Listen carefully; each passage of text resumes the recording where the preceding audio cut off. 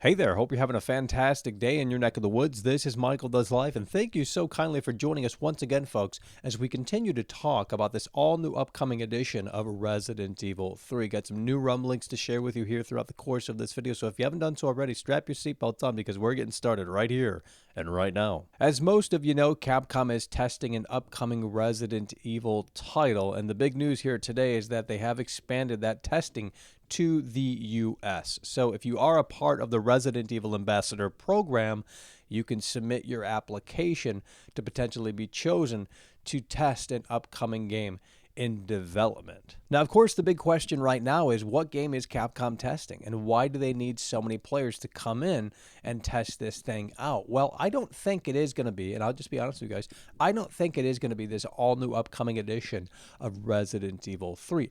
I don't think a remake like that would require as much testing as for what they are seemingly doing here. So I do believe that it is Resident Evil 8 and maybe a new component, a new feature to Resident Evil that we've never seen before. Maybe a multiplayer component added in to Resident Evil 8, or it could be potentially something related to do with Outbreak. Of course, time is going to be the telling factor on ultimately what it is, but the fact that Capcom has now rolled out this testing phase to US people in addition to Japan, that is very, very exciting. So Gamescom is right around the corner and Capcom is scheduled to be there. Will that be the time and place where Capcom pulls that curtain back to unveil whatever they're working on next? I don't necessarily think that it will in that way. I think they might very well tease something, but that announcement at Gamescom could very well be related to Monster Hunter World Iceborne. I mean, after all, earlier this year, Capcom had a financial presentation